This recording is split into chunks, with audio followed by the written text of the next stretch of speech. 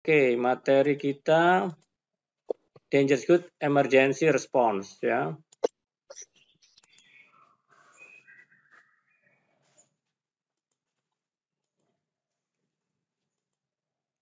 Baik, topik atau poin-poin daripada Dangerous Good Response yang kita akan bicarakan pagi ini ada 8 poin ya, Bapak Ibu ya. Mulai dari preparedness persiapan ya, risk assessment, preparedness itu bukan persiapan tapi kesiapsiagaan ya. Nanti kemudian ada kita bicara risk assessment ya, emergency communication, personal protective equipment, containment and control, evacuation and shelter in place, decontamination atau dekontaminasi, kemudian post incident evaluation. Jadi udah siap ya Bapak Ibu, ini saya meskipun slide-nya cuma 100, kita coba bicara dengan santai ya, mungkin cuma ya kurang lebih setengah jam lah ya Bapak Ibu ya. Biar banyak ditanya jawabnya nanti. Oke, bagaimanapun untuk mendapatkan emergency response yang bagus itu perlu teamwork ya. Kita butuh teamwork yang solid dari semua stakeholder yang terkait dalam lokasi atau tempat kejadian itu. Nah, ini disampaikan oleh AI ya, bahwa emergency response itu ya merujuk kepada prosedur dan action. Jadi Dangerous Good Emergency Response atau DGR ya, itu merujuk kepada prosedur dan tindakan yang diambil untuk memanage dan memitigasi resiko yang terkait dengan insiden ya, insiden yang terjadi pada barang berbahaya atau hazardous material ya. Insiden-insiden ini dapat terjadi pada saat transportasi, pada saat penyimpanan maupun saat penanganan ya, ataupun pada saat penggunaan bahan-bahan tersebut dapat menimbulkan ancaman serius pada kesehatan, pada properti dan kepada lingkungan. Ini juga bagian daripada definisi daripada barang berbahaya. Oke. Nah, ini artificial intelligence sudah bisa mendefinisikan Dangerous Good Emergency Response seperti ini. Pertama, kesiapsiagaan ya, atau preparedness ya. Penting untuk memiliki suatu rencana tanggap darurat yang terdefinisi dengan baik sebelum insiden apapun itu terjadi ya. Rencana ini harus menguraikan peran dan tanggung jawab prosedur komunikasi, baik prosedur komunikasi, protokol evakuasi, dan strategi untuk mengurangi dan mengendalikan insiden tersebut. Kemudian program pelatihan harus dilakukan secara teratur untuk memastikan ya, bahwa personil cukup siap untuk menanggapi keadaan darurat yang melibatkan barang berbahaya. Mohon maaf Bapak Ibu, ini ada yang bocor, ini ada bisa di mute ya nih. Pak Doni bisa di mute. Mohon maaf Pak Doni. Biar enak ini belajarnya. Atau mohon Mbak Ria bisa di ini di mute semuanya dulu baru dibuka. Oke. Baik. Program pelatihan harus dilakukan secara teratur untuk memastikan bahwa personel cukup siap untuk menanggapi keadaan darurat yang melibatkan barang berbahaya. Mohon maaf Pak Doni. Bisa di-mute Pak Doni? Program pelatihan harus dilakukan secara teratur. Nah ini, termasuk hari pagi ini kita melakukan yang namanya training. Ini sebetulnya bagian dari training ya, webinar ini juga bisa dalam training ini bisa dalam bentuk webinar ya, untuk melakukan preparedness. Baik, kita lanjutkan Bapak Ibu. Emergency preparedness ini bagaimanapun adalah suatu hal ya yang kita sesuatu yang memiliki risiko yang segera ya atau signifikan ya. Suatu emergency ini memiliki an immediate risk of significant harm to health, life. Jadi mempersiapkan emergency ini sangat penting, bagian daripada workplace ya, tempat kita bekerja ya. Jadi program di mana kita bekerja. Dan ini kalau di Kanada ini menjadi suatu yang legal ya. Nah, jadi Indonesia juga mestinya itu jadi suatu yang legal juga ya. Nggak pilih tempat ya. Ini contoh saya ambil dari Kanada di sini. Di sini ada ada beberapa contoh di sini. Tipe daripada emergency, baik itu terjadinya kebakaran, ledakan, kondisi ini ya cukup terjadi pada barang berbahaya kan. Kemudian medical emergency, ini juga bisa terjadi pada saat barang berbahaya. Kemudian adanya gangguan cuaca, gempa bumi, nah ini di luar daripada barang berbahaya. Nah ini ada hazardous material spill, ini tentu juga dampak juga dari barang berbahaya yang spill gitu ya. Kemudian 4 elemen daripada emergency program emergency ini, manajemen emergency ini adalah pertama di sini yaitu prevensi. Ini pencegahan, itu ada kebijakan dan prosedur ya untuk meminimais daripada hal-hal yang tidak diinginkan.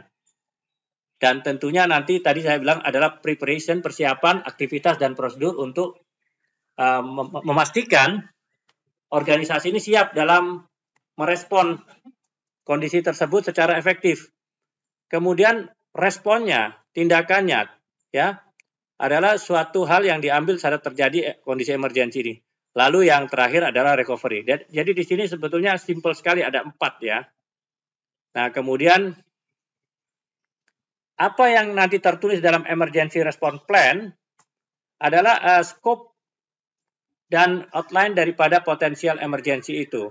Ada alarm peringatan ya, kemudian metode-metode lain, metode daripada menanggapi respon itu, kemudian site specific response prosedur di lokasi itu bagaimana prosedurnya, kemudian struktur komando, peran dan tanggung jawab, bagaimana untuk mematikan power, karena power ini nggak bisa asal matikan ya, itu juga harus dikoordinasikan, kemudian evakuasi dan assembly prosedur evakuasinya gimana, protokol sistem komunikasi yang dilakukan seperti apa, emergency contact list ini penting ya, kemudian daftar-daftar dari sumber daya yang bisa diberdayakan seperti apa. Nah, kemudian kenapa kita memprepare daripada emergency ini? Ya, bagaimana kita tetap menjaga semua karyawan dan responders ya, ini bisa bebas dari bahaya.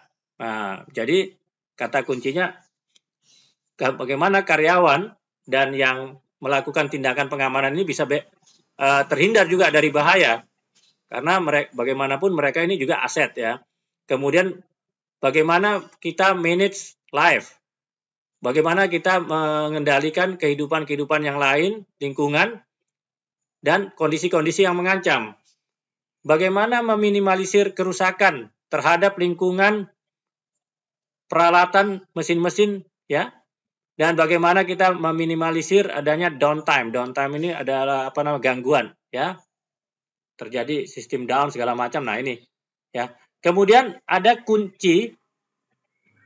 kunci tahapan dalam melakukan perencanaan emergensi, ya. Kita punya tim perencanaan ya, semua departemen dikumpulkan ya, dengan tentunya dukungan daripada senior manajemen. Itu yang paling efektif seperti itu ya. Kemudian kedua, melakukan assessment resiko ya. Nah, kemudian termasuk kemampuan daripada company dalam menindaklanjuti risiko yang terjadi. Yang ketiga adalah mengembangkan daripada suatu emergency response plan. Plannya seperti apa ya yang akan dilakukan nanti. Lalu tentu saja bagaimana implementasinya daripada perencanaan itu, kita kumpulkan semua peralatan komunikasi dan pelatihan yang berhubungan dengan emergensi itu, kemudian melakukan tes perencanaan itu, melakukan suatu drill, ya. Bagaimanapun kalau tidak ada latihan, tidak ada drill atau simulasi, ini pada saat terjadinya keadaan itu bisa terjadi apa ya, kekagokan gitu, kekagokan itu jadi gugup juga ya, jadi tidak berhasil yang udah direncanakan ini. Kemudian memperbaiki perencanaan itu, ini adalah setelah evaluasi tentu saja ya. Nih, sebagai pekerja, kita juga di sini bagian kalau memang masih ada yang sebagai pekerja, ini adalah penting untuk mengetahui hal tersebut ya. Bagaimana mengidentifikasi tipe-tipe dari emergensi, bagaimana merespon situasi ya, mengcounter atau situasi tersebut, bagaimana melakukan respon terhadap peringatan kondisi darurat ketika diaktifkan, kemudian bagaimana kita bertanya kepada karyawan ini tentang informasi training yang diperlukan. Ya, jadi di sini juga ada 4 tahapan. Tadi ada mulai pada saat terjadi disaster atau kondisi darurat adalah risiko yang diidentifikasi seperti apa, pengembangan daripada perencanaannya itu, mengimplementasi termasuk pelatihan tadi, termasuk simulasinya, dan menjadi leader di community. Maksudnya kita harus mencoba menjadi contoh ya untuk masalah emergensi ini supaya bisa menjadi role model ya. Dan istilahnya harus ada memang yang memimpin pada saat terjadi emergency respon tersebut. Nah, dalam IMDG Code dijelaskan di situ ya, ada potensi situasi darurat yang harus diidentifikasi dalam emergency plan. Ada kurang lebih 7 keadaan darurat dalam IMDG itu dalam shipping ya, atau moda transportasi laut, mulai dari terjadinya kebakaran, adanya kerusakan kapal, polusi, perbuatan melawan hukum yang mengancam keselamatan kapal dan keamanan penumpang dan awaknya, kecelakaan personil, kecelakaan terkait kargonya, bantuan darurat untuk kapal lain. Ini yang terjadi yang ada untuk transportasi laut ya. Nah, ini untuk memberi perusahaan fleksibilitas yang diperlukan untuk identifikasi, menjelaskan dan menanggapi keadaan darurat di kapal. Lebih lanjut situasinya, jenis darurat yang lebih spesifik harus dimasukkan dalam kelompok utama ini. Nah, inilah kerangka daripada tindakan yang ada di laut. Ya, nanti kita membahasnya bukan laut aja, Pak. Nanti ada darat, ada udara juga. Jadi ini kita main-main di laut dulu ceritanya. Nah, ini damage to ship tadi, ada kebakaran, polusi yang bisa mengakibatkan kerusakan daripada kapal.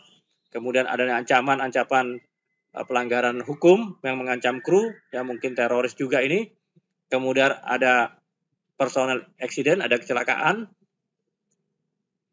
Kemudian ada kargo yang mengalami accident, emergency assistance yang kita lakukan kepada kapal lain yang membutuhkan.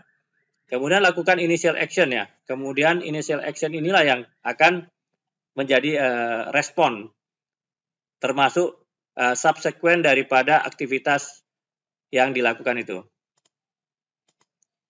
Nah, mohon maaf kalau kurang jelas ini Bapak Ibu ya. Ini implementation flowchart-nya seperti ini. Ada sampai 7 step ini. Mulai dari evaluasi, ya ini bagaimana melakukan emergency plan ini ya. Mulai dari evaluasi resiko dan hazard. Dan ini bisa dalam terlihat dalam different emergency situation ya. Kemungkinan-kemungkinan yang dapat terjadi harus diidentifikasi. Kemudian identifikasi daripada tugas-tugas ya. Tugas-tugas yang harus dilakukan pada saat emergency.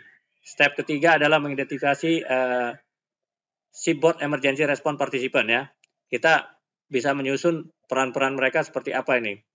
Kemudian step 4 membuat perubahan ya bila diperlukan untuk memperbaiki daripada rencana yang sudah ada. Jadi memang bisa jadi terjadi perubahan pada saat diberlakukannya emergency tersebut. Termasuk mengintegrasikan semua existing plan yang udah ada diintegrasikan dalam satu rencana ya, yang akan nanti menyelesaikan problem-problem itu. Kemudian step yang kelima, melakukan mempersiapkan plan yang terakhir ya. Kemudian yang keenam, mengedukasi ya, tadi termasuk melakukan training ya, bagaimana mengintegrasikan sistem, memastikan emergency responder ini semua di training. Dan step ketujuh adalah menyusun prosedur ya untuk melakukan suatu percobaan secara periodik, secara berkala ya, mereviewnya dan mengupdate. Bagaimanapun harus direview ya. Nah, dites, direview gitu ya.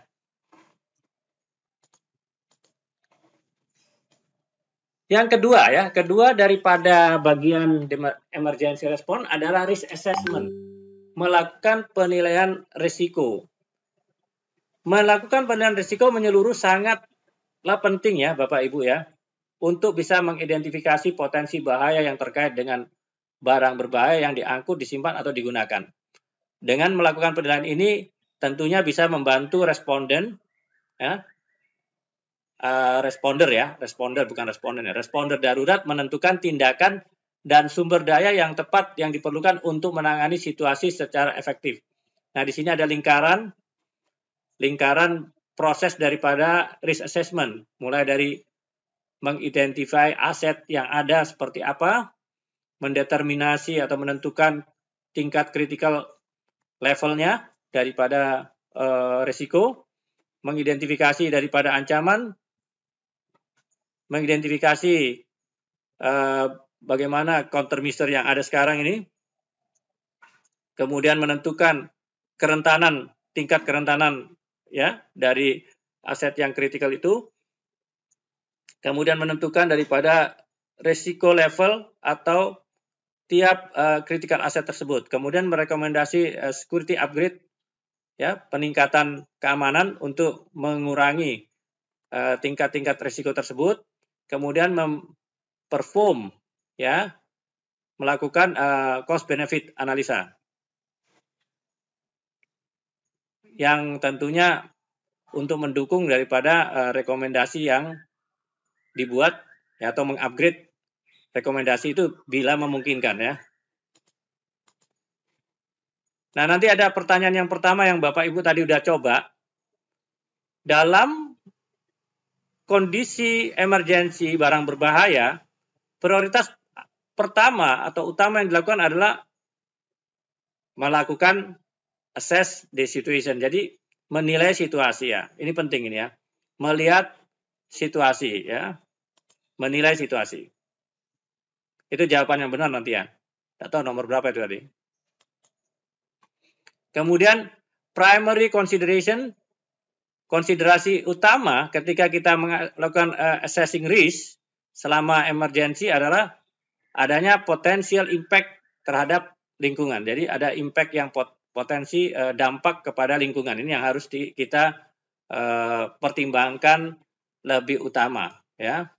Meskipun ada yang bilang yang penting menyelamatkan diri sendiri, itu juga ada benarnya, tapi kita kalau sudah berlatih atau sudah yang memang sebagai leadernya, ini potensial impact ini yang harus pada saat resiko ya, assessing risk ya, pada saat memang sudah terjadi memang menyelamatkan diri, tapi pada saat sebelumnya, pada saat risk assessing ini potensial impact yang jadi pertimbangan.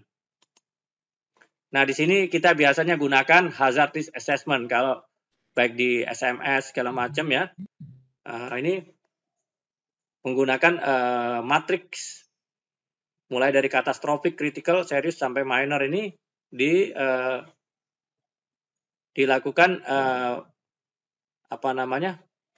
pengklasifikasian ya. yang frekuensi yang sering, yang kemungkinan, yang terjadi kadang-kadang, remote, ataupun yang kemungkinannya kecil ini ya. Mulai dari tingkat yang tidak dapat diterima, maksudnya tidak dapat diterima itu yang memang kelas berat, ada yang tingkat tinggi, ada yang medium, dan ada yang low di sini. Kategori daripada hazard itu bisa sampai 4 simbol di situ ya. Mulai dari merah, red, orange, brown sampai blue. Nah, ini adalah suatu contoh form assessment untuk safety dan kesehatan. Ya, ini bisa Bapak Ibu lihat. Nah, ini cuma contoh ya. Ya, contoh yang kira-kira kalau applicable ini mungkin Bapak Ibu bisa ambil buat diaplikasikan di perusahaannya, atau perusahaannya udah punya, silakan bisa merujuk contoh-contoh yang memang sudah distandarisasi. Nah, ini contohnya juga untuk penilaian risiko kebakaran ya. Di mana di sini beberapa kolom menjelaskan kriteria assessment, kemudian recommend control measure ya.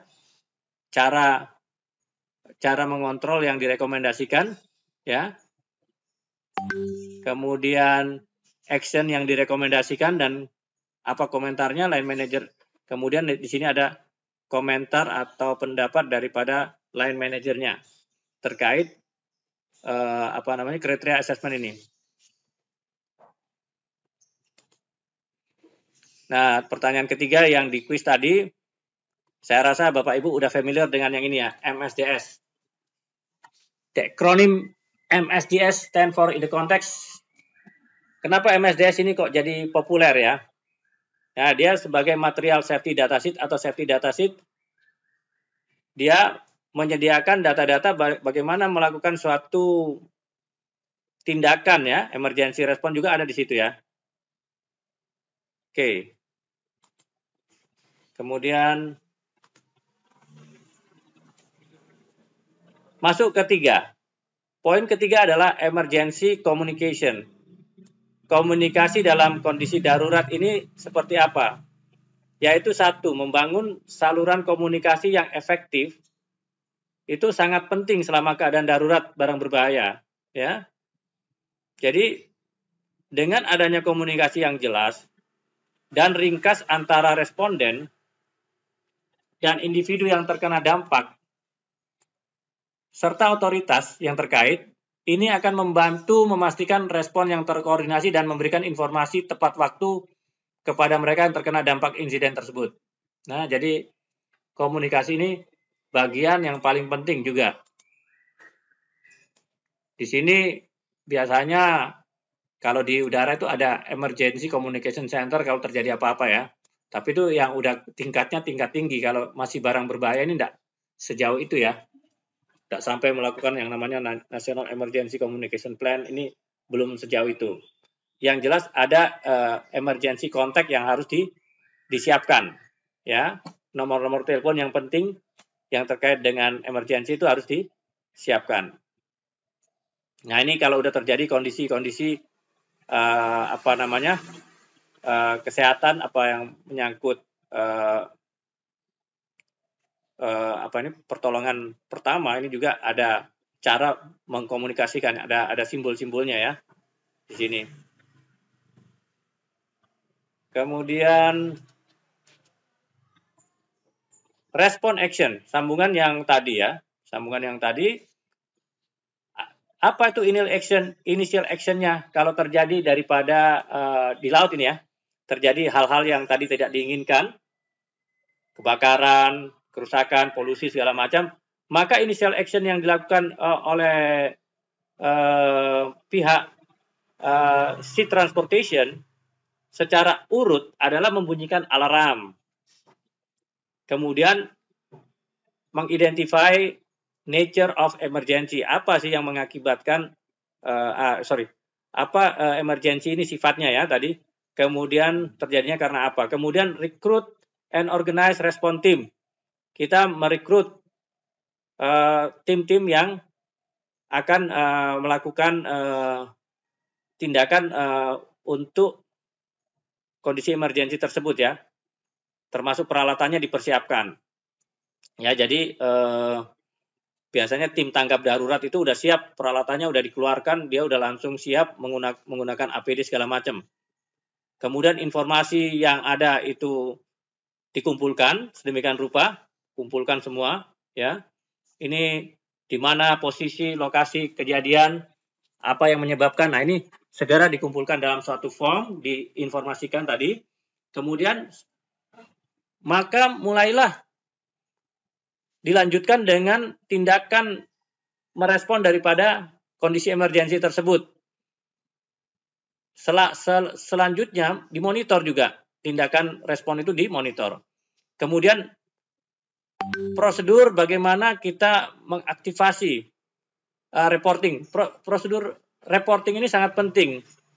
Ya, kadang kita setelah melakukan sesuatu tidak melaporkan, tidak melakukan yang namanya laporan, sehingga sulit nanti mengevaluasi ke depan bagaimana tindakan yang lebih baik gitu, ya. Kemudian disebut juga ada lakukan juga ini, initiate external response, melakukan respon kalau perlu untuk kondisi eksternal ya. Nah, kemudian pertimbangan-pertimbangan daripada respon yang selanjutnya, bagaimana tentang barang-barang kargo atau bahan-bahan yang dibawa, ada nggak dampaknya? Nanti ini dipertimbangkan, apakah perlu diamankan, diselamatkan gitu.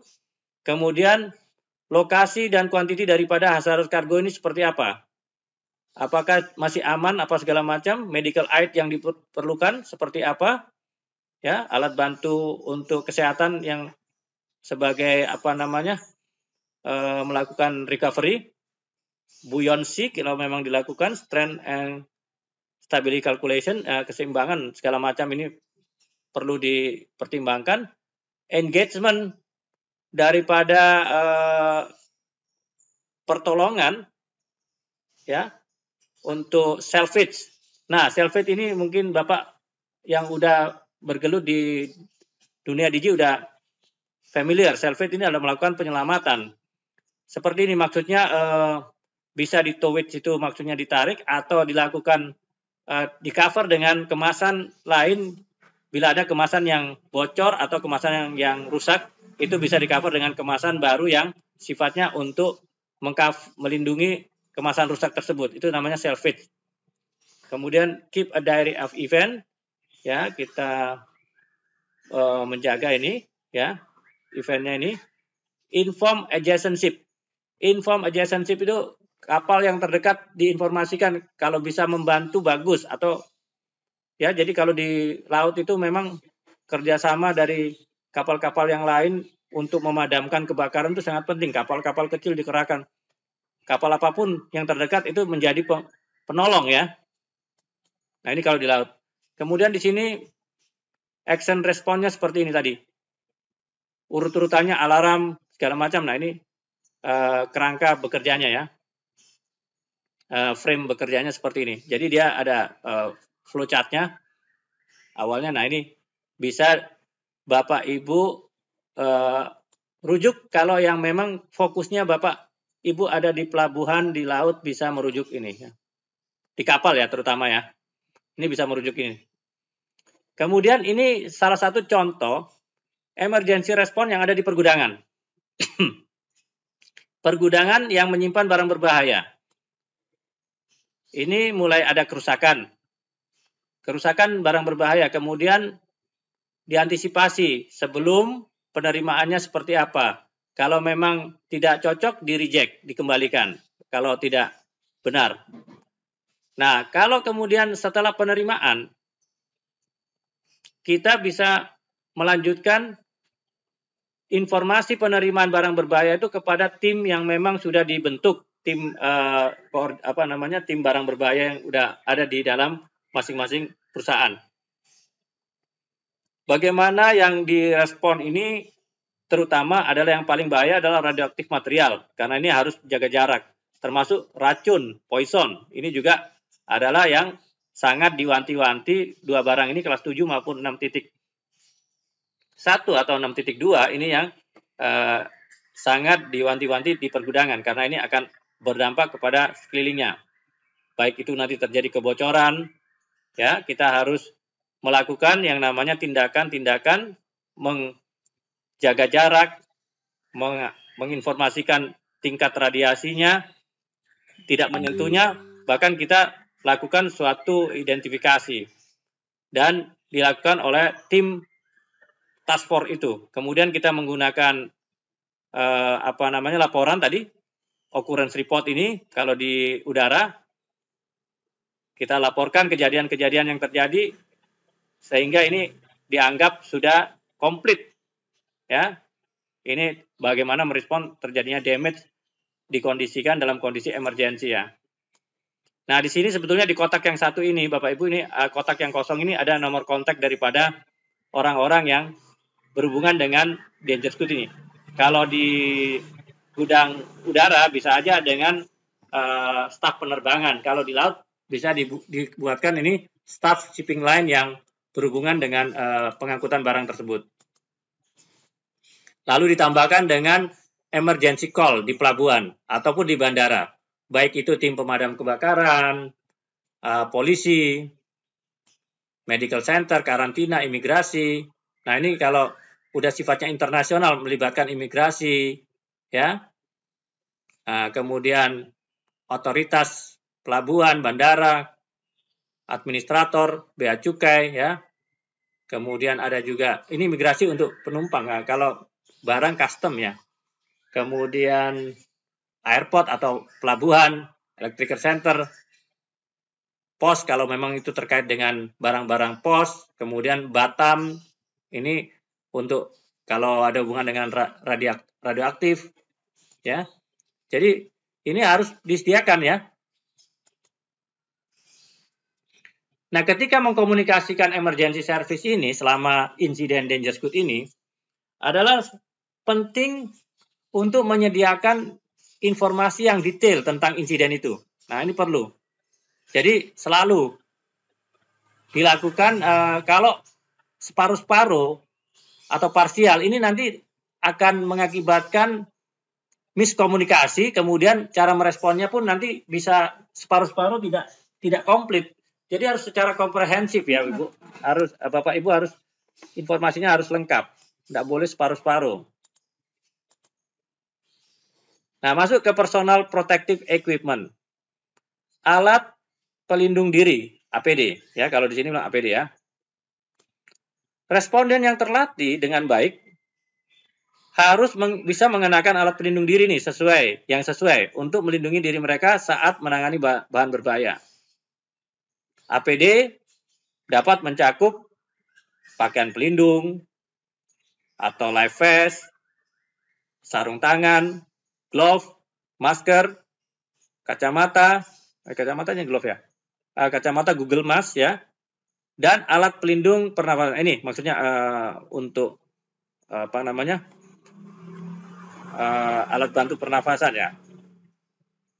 Nah, di sini juga ada gambar PPE seperti apa, ada ear protection. Ini kalau yang kerja di bandara juga ini ear protection juga wajib ini, atau di tempat yang bising, helmet untuk kepalanya, respiratory equipment perlu, ya. Kacamata safety glass, ya. Dari maksudnya hal-hal yang bisa masuk ke mata, kelilipan gitu, ya. Safety glove, safety shoes, ya. Dan reflective clothing untuk tanda bahwa ada orang yang berada di situ. Karena kita hanya punya satu badan, ya. Jadi kita harus melakukan yang proteksi ini. Jadi jangan anggap enteng yang namanya PPE ini atau APD ini, ya. Di sini kita lihat personal protective equipment ini sebagai self defense kita. Jadi Bapak Ibu kalau bekerja ini punya belajarnya bukan belajar bela diri tapi alat pelindung diri. Ya.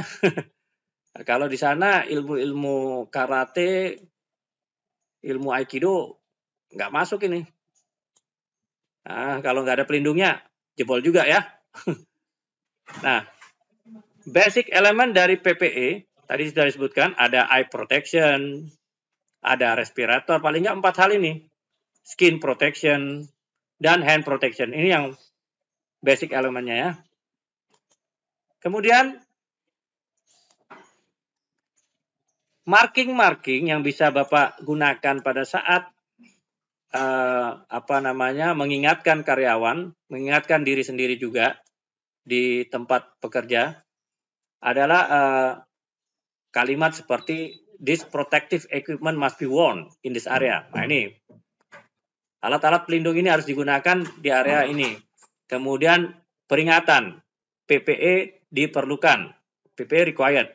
Kemudian sekarang waktu zamannya COVID, kita disarankan pada saat menggunakan PPE harus pakai disinfektan karena takut tercemar, terkontaminasi, ataupun ya kita menjaga dari kontaminasi lain ya seperti virus.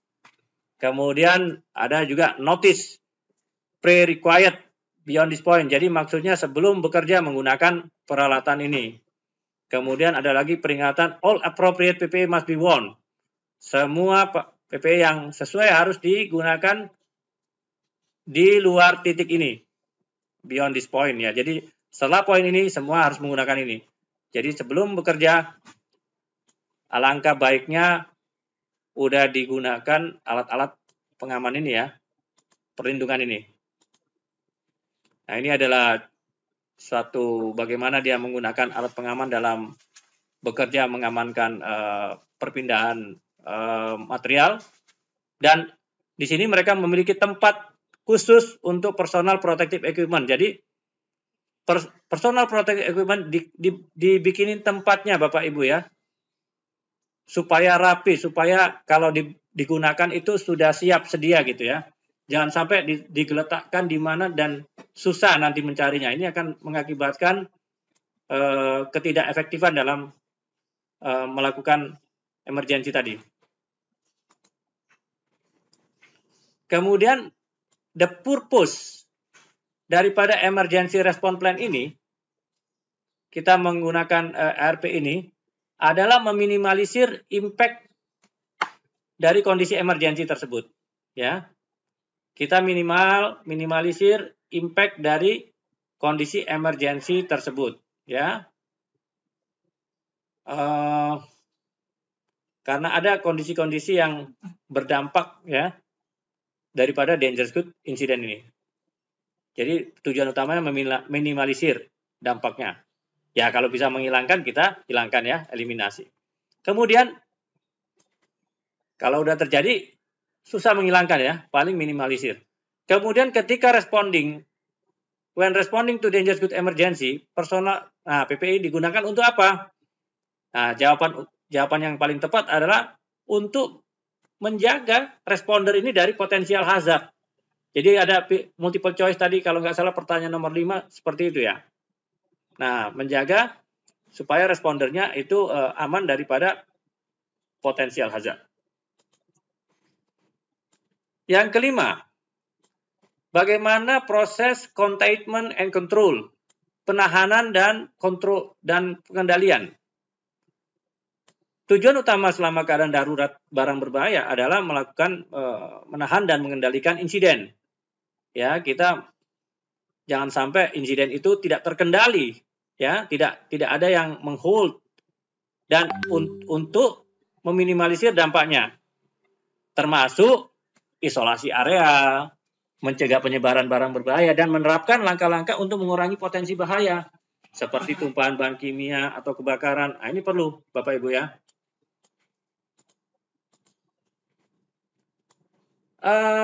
Chemical spill ini yang paling sering karena bahan kimia, industri bahan kimia itu juga masif ya produksi, dan chemical spill bagaimana cara menanganinya. Nanti Bapak Ibu bisa baca ini ya.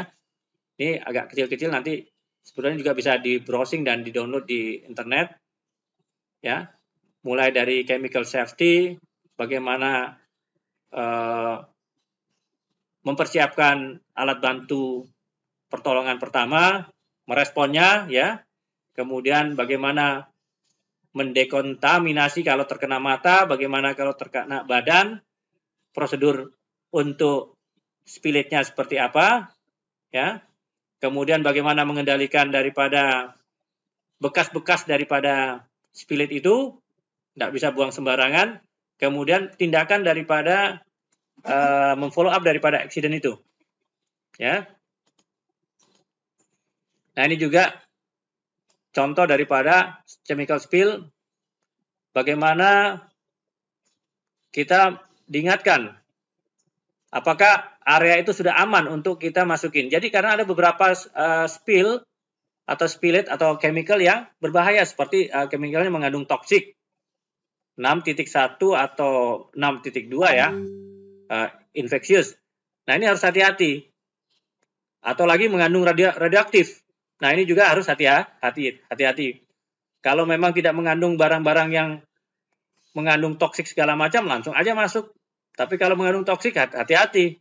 Harus benar-benar dilengkapi dengan masker dan alat-alat pengaman, pelindung diri yang benar-benar aman gitu ya.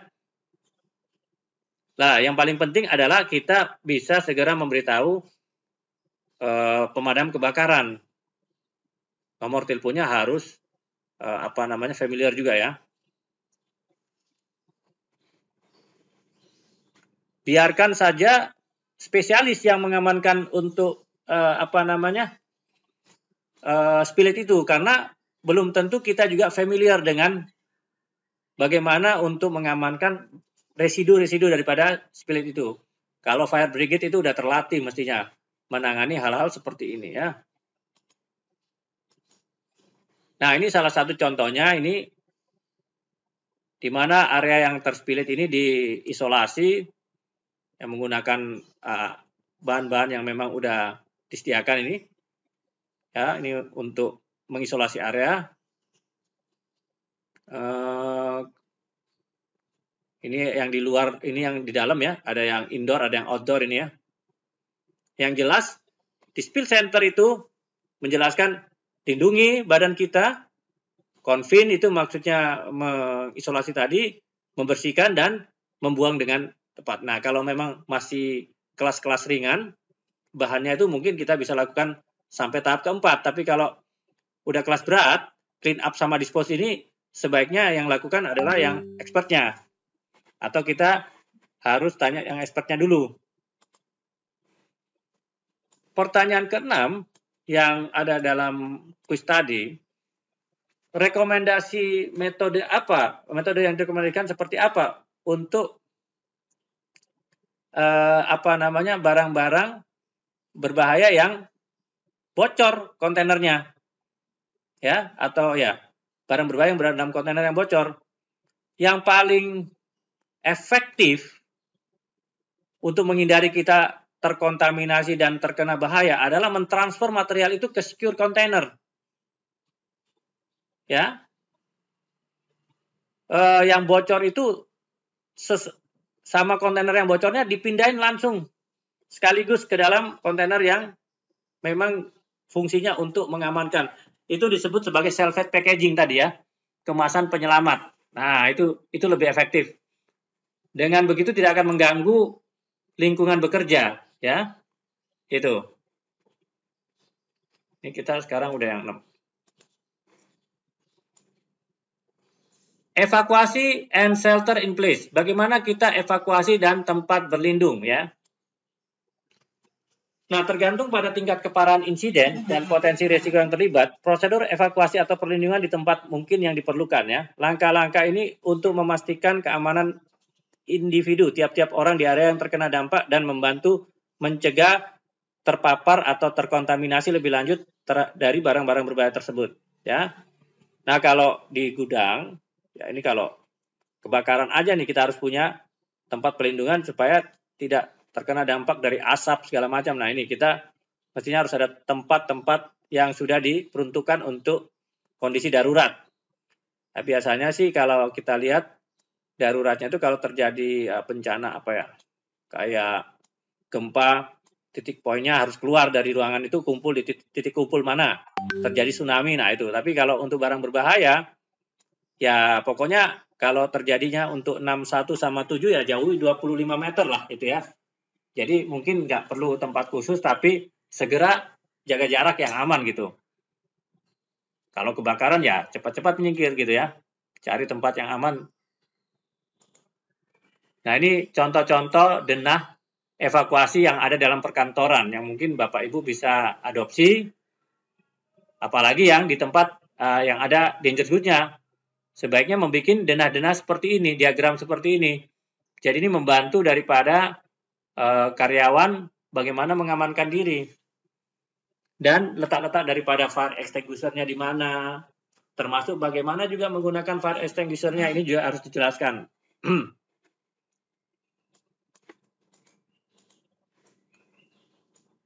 Nah, ini untuk emergency plan yang ada pada saat transportasi by truck. Ini contohnya, ini kita dapat dari BNPB, BNPB,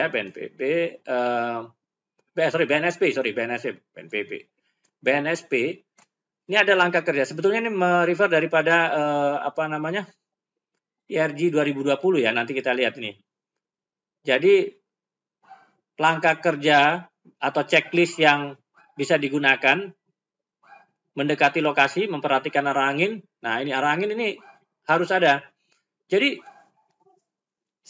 kita perhatikan juga ya, di beberapa fasilitas yang menyimpan barang berbahaya, itu pentingnya memiliki yang namanya instrumen yang menunjukkan arah angin itu ada di mana, termasuk kekuatan anginnya gitu ya. Wind ada yang familiar, wind itu. Jadi dengan begitu kita jangan sampai salah penanganan nanti. Giliran nanti anginnya menghadap kita ke situ kita yang kena dampaknya gitu ya. Nah, termasuk kedua, keamanan dan keselamatan di isolasi. Identifikasi bahaya dengan memperhatikan plakat. Jadi plakat-plakat yang ada dalam, kalau terjadinya pada saat transportasi, apa ini barang di dalam truknya ini ya. Dalam kontainernya ini plakatnya kan ada gitu kan. Label kontainernya ada. Atau lihat dokumennya. Ya. Lihat MSDS-nya. Minta segera dokumennya seperti apa. Pengetahuan orang yang ada di tempat kejadian itu apa yang terjadi sebetulnya. Konsultasikan sesuai dengan halaman panduan yang berlaku. Nah, ini halaman panduan yang berlaku itu maksudnya nanti ada aturan-aturan yang bisa membantu ya. Buku-buku pedoman yang bisa membantu. Periksa situasi ya. Kalau misalnya di udara itu namanya IATA DGR. Di laut IMDG Code atau supplementary. Suplemen ya. Kemudian periksa situasi. Ada kebakaran, cuacanya segala macam ya. Kemudian tindakan apa yang harus diambil, sumber daya manusia yang dibutuhkan apa, menanggapinya menggunakan alat pelindung. Nah, ini mulai menggunakan APD tadi, identifikasi bahan bahayanya ini seperti apa, ya.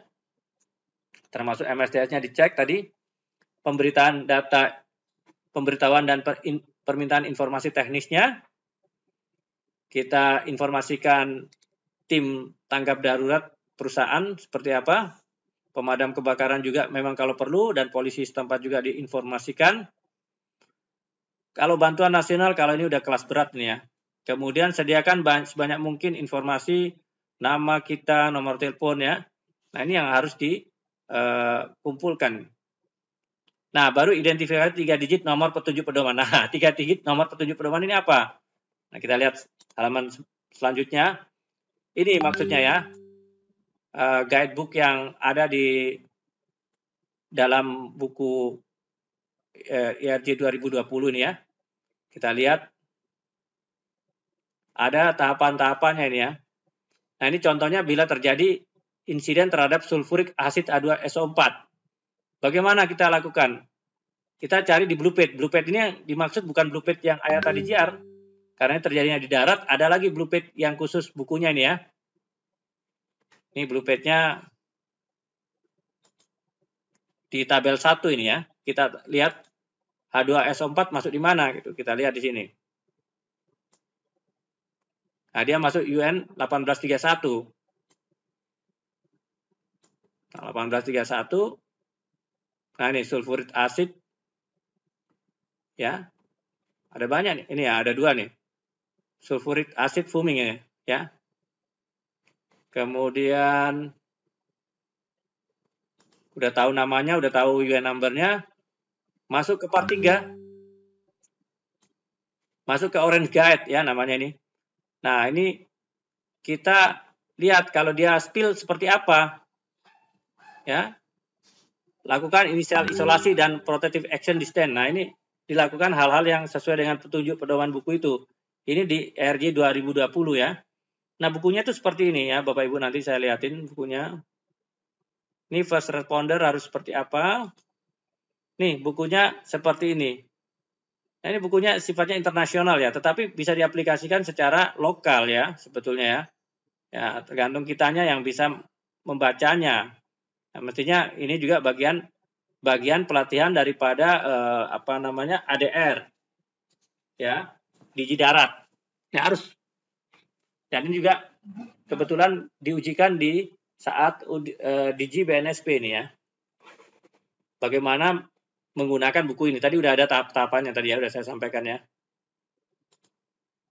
Nah, kalau yang ini Digi MR response chart-nya untuk warehouse storage.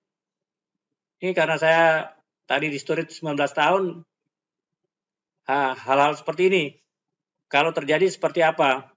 Tindakan langsungnya, kalau kebocoran. Nah, ini masing-masing kelas ini tindakannya berbeda-beda. Kita tahu Digi itu ada 9 kelas, dan divisinya ada berbagai macam ini. Tiap kelas dan tiap divisi berbeda cara penanganannya ya. Nggak bisa sama ya. Dan gambaran bahayanya harus dikenali. Nah, dengan menggunakan respon chart ini, kita diharapkan bisa melakukan tindakan yang tepat ya dalam menangani kejadian emergensi ini. Dan di udara, Bapak Ibu, pedoman yang digunakan tadi kan di darat kan ERJ 2020. Kalau di udara itu menggunakan bantuan ICAO dokumen 9481.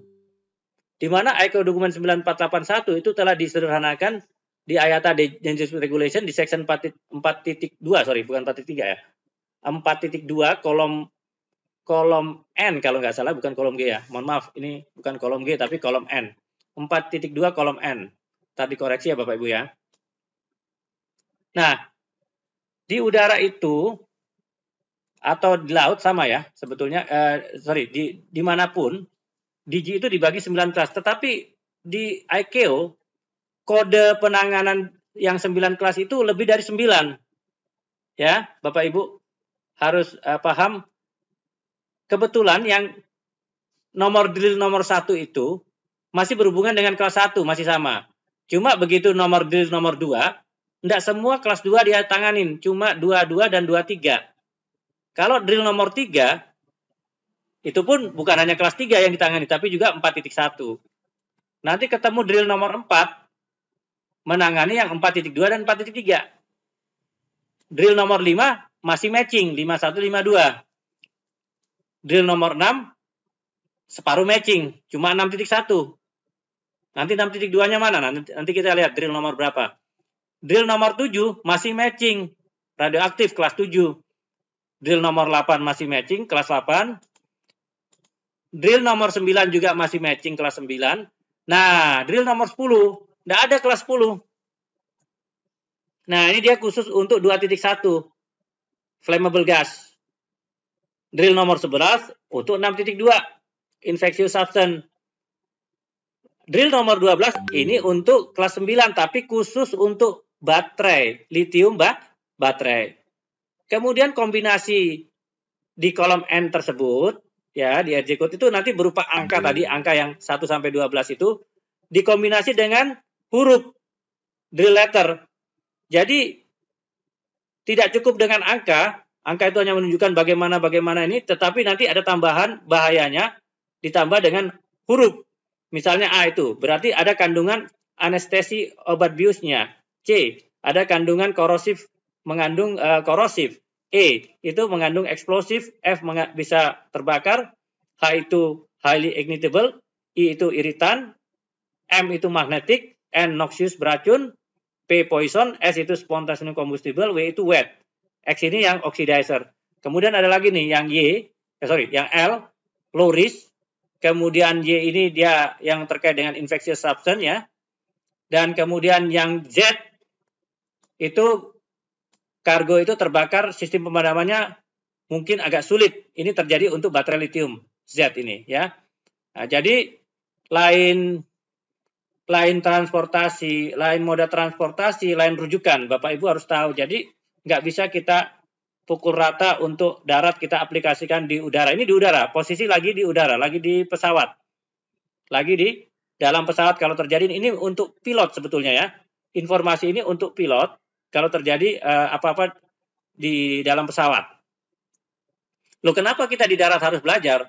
Karena ada beberapa bagian yang bisa diaplikasikan pada saat terjadi di darat. Tapi pada moda yang ada kaitannya dengan moda transportasi udara. Nah, ini diinformasikan, dimasukin lagi ke dalam notification to captain atau NOTOC. Nah, kemudian ini yang umum sekali di pergudangan, lagi disebutkan tadi, jangan panik kalau terjadi apa-apa, selalu kita memberitahu otoritas atau supervisor, jaga jarak kalau 6.1 kelas 7, kemudian identifikasi bahan tersebut, kalau nggak bisa dari dekat, kita lihat dokumennya, ya. Kemudian isolasi, barang-barang yang lain kalau masih bisa diamankan supaya tidak rugi, ya. Isolasi juga area yang berdampak itu sehingga tidak ada orang yang bisa terkontaminasi. Jangan coba-coba menyentuh kalau memang kita nggak tahu isinya kayak gimana. Kalau sudah terlanjur tersentuh, maka kita harus segera bersihkan badan kita, bersihkan pakaian kita, lepaskan pakaian itu. Jangan makan merokok, jauhkan tangan, mata, telinga, mulut dari hidung, mata, dan apa ini? Pokoknya jauhkan tangan dari mata, telinga, mulut, dan hidung. Kemudian cari bantuan medis. Dan kita yang terdampak atau pada saat peristiwa kita ada di lokasi, mestinya harus tinggal dulu untuk diperiksa. Kita positif apa negatif? Kalau positif ya harus tinggal untuk di karantina dulu. Begitu. Nah, kemudian ini ada tambahan yang perlu dilakukan ya, jangan coba-coba buka kemasan itu, jangan panik ya, masih sama ya ini ya, masih sama. Nah, tetap jaga itu posisi cairan tegak, maksudnya barang yang berisi cairan tegak ya. Kemudian menghubungi digi spesialis, ini yang belum tadi ya, segera. Kalau tadi supervisor ya. Bagaimana kalau terjadinya di sea transport? Tadi di air transport ya. Udah, kemudian land transport udah. Ini yang terakhir untuk di laut.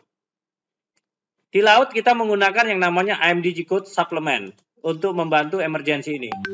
Mulai dari terjadinya kebakaran, penanganan kebakaran dengan mempersiapkan segala sesuatunya, identifikasi DG yang terlibat atau DG yang berdampak seperti apa, melakukan pendinginan ya, kemudian informasi komunikasi, kita mencari advice terbaik bagaimana merecovery, evakuasi kita lakukan, firefighting media kita siapkan, kemudian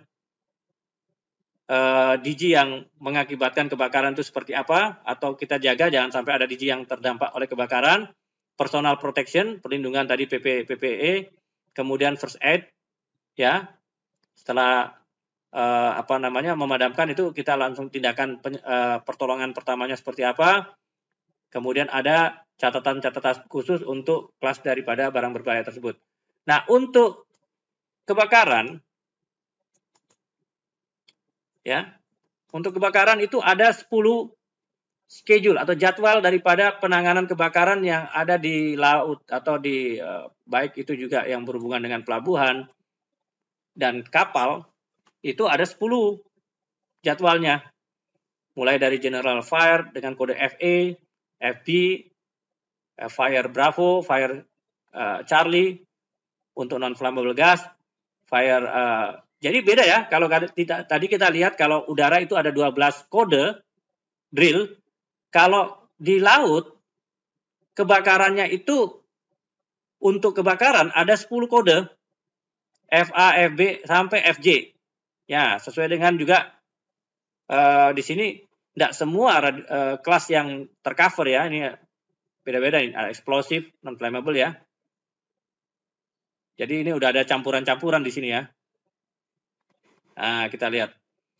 Sedangkan selain daripada bahaya kebakaran, di laut itu ada yang namanya bahaya juga kebocoran, tertumpah, split, tumpahan. Ya, akibatnya mungkin dampak dari kebocoran segala macam ya. Sama dengan yang kebakaran tadi, langkah-langkahnya masih sama, ya. Cuma bedanya, schedule-nya ini sampai Z. Ada berapa tuh kalau sampai Z itu ya? Bisa hitung ya, A sampai Z berapa tuh? Banyak banget ya. Nah, masing-masing schedule itu tadi diperuntukkan. Padahal barang berbahaya itu kan kelasnya cuma 9, tapi kok bisa sampai Z, udah lebih dari 9 nih. Waduh, gimana nih? Ya memang di laut kayak begitu, karena kompleks ya. Mulai dari toksik yang dianggap bahaya, schedule alpha, kemudian korosif, schedule Bravo, kemudian, bukan schedule, spillage. S-nya itu spillage ya, spill Bravo, ini spillage Echo langsung ya. Kemudian spillage Foxtrot, ya, untuk water soluble marine pollutant. Spillage schedule Golf, bukan untuk main golf ini ya, tapi untuk solid self-reactive substance. Kemudian hotel, bukannya tinggal di hotel, tapi untuk flammable solid ini bahaya. Untuk flammable solid, seperti apa kita menanganinya? Ya, saya tidak akan baca secara detail karena kita ini secara general ya. Tapi bisa dipandu dengan suplemen tadi ya. Nanti kalau mungkin ada yang bertanya, boleh nanti kita buat diskusi ya. Schedule Juliet untuk explosive weighted. Kemudian schedule Kilo untuk self-reactive substance. Schedule London untuk 5 ya, bukan London ya. Spontaneous combustible water reactive substance.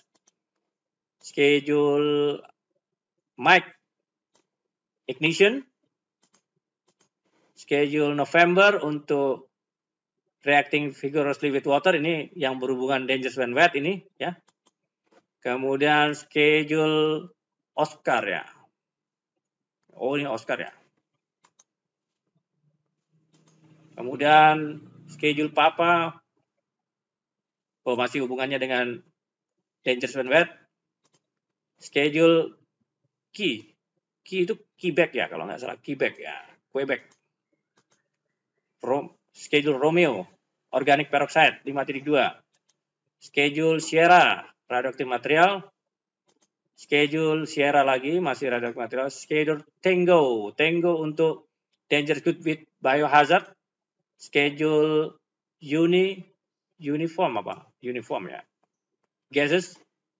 Kemudian schedule Victor untuk gases. Whisky, bukan minum whisky ini ya, untuk oxidizing gas. Nah, inilah schedule dan kode-kode yang ada di laut sampai X-ray ya. X-ray, bahkan sampai Yankee dan ini chemical yang meledak, terbakar, dan schedule Zulu toxic. Nah, ini sampai di situ ya. Oke, kemudian UN number yang ada pada plakat atau label. Nah, tapi label itu tidak ada maksudnya begini. UN number yang ada di plakat ataupun label yang ada dalam kemasan itu atau dalam kok ditempelkan dalam kontainer itu mengindikasikan apa? Mengindikasikan daripada spesifik identitas yang khusus untuk bahan tersebut atau artikel tersebut ya. Jadi dengan mengetahui UN number-nya dari plakat yang ditempelkan di kemasan itu atau label yang ditempel di kemasan itu, kita tahu barang ini apa. Jadi itu pentingnya memperhatikan UN number dan hazard label yang ada pada kemasan ataupun pada kontainer. Lalu proses dekontaminasi seperti apa? Bila dilakukan dengan tepat, itu mestinya bisa menghilangkan zat bahaya. Ini tadi udah diceritakan pada saat emergency tadi, apa namanya? Kalau bajunya dilepas kemudian mandilah. Mandi wajib jadinya ya. Mandi wajib. Jangan mandi yang ringan lagi ya. Ini biar tidak. Kemudian dekontaminasi ini melibatkan membilas, mencuci area yang terkena, melepas pakaian yang terkontaminasi atau tindakan lain yang sesuai. Ini harus dilakukan sedemikian rupa, Bapak Ibu ya. Nah, proses dekontaminasi itu ada juga termasuk spill of human blood. Ini terjadi darah apa ini ya? Wah, ini kalau darah yang sudah bukan tercemar ya, darah yang mau diperiksa itu. Nah, ini harus dicuci dengan baik ya, dibersihkan dengan baik ya. Dengan desinfektan. Kemudian dekontaminasi, prosedur pembersihan, wipe ini dengan bahan dekon ini, monitor area ya, discard absorb, cuci tangan terus ini. Dekontaminasi ini adalah suatu proses memindahkan kontaminan yang berbahaya, yang potensial itu daripada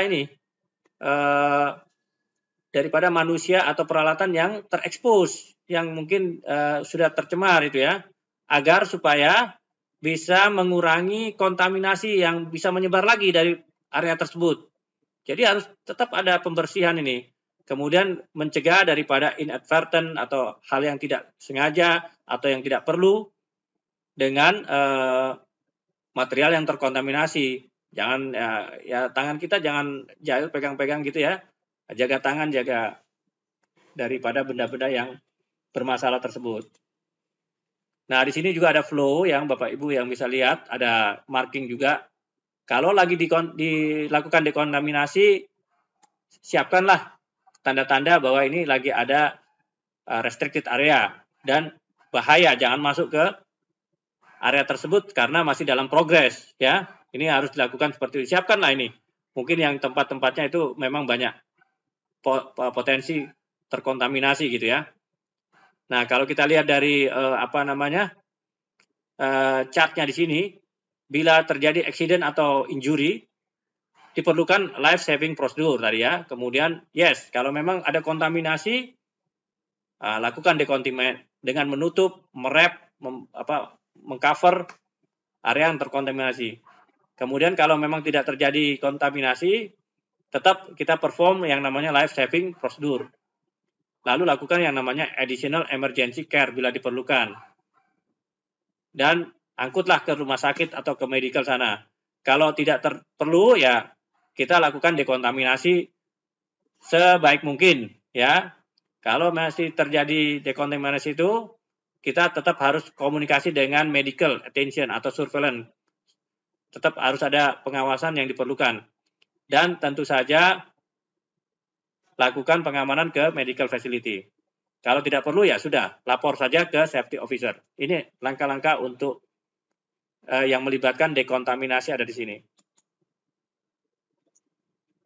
Oke, kemudian di IMDG atau di supplementary IMDG code ya, ada tindakan-tindakan darurat yang membantu diagnosis korban untuk pertolongan. Jadi ada sampai beberapa tahapan di sini dan menggunakan tabel-tabel bantuan yang ada di suplemen itu. Mulai dari pertolongan karena terkena polusi udara, tiba-tiba pernafasan berhenti, apa yang dilakukan? Korban tidak sadarkan diri, korban kejang-kejang, mata korban terkontaminasi, kalau bahasa Jawanya kelilipan, kulit korban terkontaminasi, ya. Bagaimana kalau terkena kulit, bahan kimia terhirup, bahan kimia tertelan, kemudian ada nyeri-nyeri hebat. Nah, ini ada tindakan-tindakan pertolongan yang dilakukan dengan merujuk tabel-tabel yang ada di IMDG suplemen. Lalu kemudian menuju ke langkah diagnosis. Ini udah medis masuknya ya. Nah, kita cuma harus tahu kalau memang medisnya pada saat itu belum ada ya kita sebagai medis cadangan ya kalau orang bilang gitu ya. Karena di lokasi sambil menunggu medis yang benerannya gitu ya. Nah, jadi yang namanya pertolongan pertama kalau nunggu medisnya masih sekitar 1-2 jam baru datang, kalau kita bisa bantu yang namanya pertolongan pertama itu kayak alat bantu pernafasan nggak ada, kita lakukan seperti apa? Pernafasan buatan kan? Didorong-dorong itu Pak, ditekan-tekan dadanya kan? Dari mulut ke mulut, bahkan itu dilakukan ya. Ya kalau nggak biasa, jangan Pak ya, nanti dari mulut ke mulut malah bingung nanti. Nah, ini ada korban gelisah, bingung segala macam, ini tabel rujukannya ada. Dan tetap mestinya harus ada rujukan sejarah penyakit pasien nih. Juga untuk bisa membantu lebih bagus. Nah, kalau limbah B3 gimana? Limbah B3 juga ada cara-caranya nih ya. Identifikasi jenis kegiatan. Jadi ini juga kalau ada kaitan dengan B3, emergensi ini juga bisa dilakukan untuk mengatasi adanya potensi kontaminasi limbah B3. Yang ke-8, post-incident evaluation, evaluasi pasca insiden ya. Nah, setelah insiden itu, bila insiden itu berhasil dikendalikan, penting untuk melakukan evaluasi menyeluruh untuk identifikasi pelajaran yang dipetik dan meningkatkan prosedur respon untuk insiden yang di masa mendatang. Jadi, insiden yang terjadi itu kalau kita berhasil kendalikan, kita tetap evaluasi Bapak Ibu ya. Kita lihat efektifnya sejauh mana, berapa lama kita merespon itu ya. Apa yang kurang daripada respon ini. Apakah perlu ada program pelatihan yang baru ya. Karena ada bahaya yang baru modelnya, kita juga harus tahu cara baru menanganinya. Seperti itu. Nah kemudian dari mana kita juga bisa melakukan evaluasi itu atau dengan adanya DG Occurrence Report. Ini kalau di udara namanya DG Occurrence Report, laporan itu ya. Nah ini juga udah di-encourage oleh pihak perhubungan.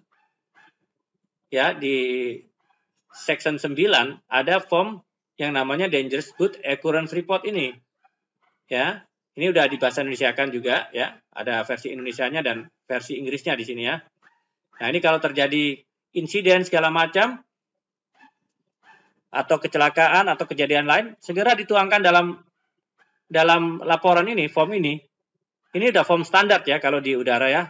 Sampai ada 31 nomor di sini ya. Bahkan lebih ada deskripsinya nih kalau kurang.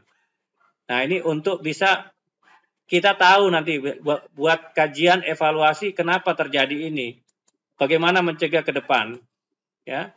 Ini akan kita sebut sebagai postmortem analysis. Ya. Kita bisa men-set up dokumennya dari collect data tadi, termasuk collect data itu tadi. Collect data yang data-data kejadian termasuk dari DG Occurrence Report itu, kemudian mendiskusikannya, kita membentuk suatu konsensus, kesepakatan bersama, kita mengkonsolidasi outcome-nya, outcome itu maksudnya hasilnya, lalu rekomendasi keluar. Nah, salah satu contoh rekomendasi yang keluar daripada perhubungan dengan kejadian-kejadian yang sering itu, adanya undeclared dangerous good, dia mengingatkan daripada operator penerbangan mewaspadai kiriman kargo yang dinyatakan sebagai kargo umum. Karena ada hidden dangerous good di situ. Kalau di pesawat itu yang cepat sampai itu yang dekat pintu. Iya. Ayolah yang belakang masih turun di bawah. Hidden dangerous good ini ya. Nah, kemudian operator penerbangan memastikan personil acceptance time tetap waspada. Operator penerbangan juga menekankan kepada unit operasi, ya. Nah, ini ditekankan kalau kita di penerbangan ya. Apabila deskripsi tidak jelas, barang berbahaya tidak terkandung dalamnya, ini bisa diaplikasikan juga di laut mestinya. Cuma kalau di laut ini, kalau sudah masuk ke dalam terminal ini kayaknya agak telat nih. Karena udah barang-barangnya udah kelas berat. Untuk keluar masuk itu kalau ter-reject itu sangat riskan. Jadi ini sebelum masuk ke dalam kontainer itu ada staff yang staffing segala macam itu udah harus tahu nih prosedur seperti ini. Hidden dangerous good ini juga diaplikasikan juga bisa gitu. Jadi bukan hanya di udara aja. Ya. Nah, apalagi yang LCL ini harus mau dikombinasikan kan, dikonsolidasikan. Nah, ini harus hati-hati. Kalau FCL ya itu tetap juga harus diperiksa ya. Nah, sehingga inilah sebagai akhir cerita kita. Kalau mana yang tidak direkomendasikan untuk pencegahan impact? Ya tentunya pilihannya kalau kita mengabaikan simbol-simbol larangan ya. Kemudian safety regulation ini yang tidak direkomendasikan ya. Gitu. Kemudian yang ke-10 kemudian ke-10 kita lihat di sini orang ini tapi Manda. Padahal di Batam itu banyak Pak Doni. After dangerous good emergency, the briefing or lesson learned session is conducted. Nah ini, jadi setelah dangerous good emergency, the briefing tadi dilakukan, lesson learned session ini dilakukan, evaluasi dilakukan. Kita lakukan yang namanya untuk apa? Untuk mengidentifikasi area-area yang bisa kita perbaiki dalam melakukan respon tadi. Ya, saya rasa ini sebagai penutupnya dan ini ada kalimat yang penting untuk dicatat, ya Bapak Ibu, bahwa dalam kondisi keadaan darurat barang berbahaya itu bisa sangat kompleks dan memerlukan keahlian profesional terlatih seperti teknisi bahan berbahaya, penanggap darurat, tim khusus. Prosedur tanggap darurat ini dapat bervariasi tergantung pada sifat barang berbahaya yang terlibat dan keadaan khusus dari insiden tersebut. Baik Bapak Ibu, saya rasa ini dulu, nanti kita sambung ya ke sesi tanya jawab.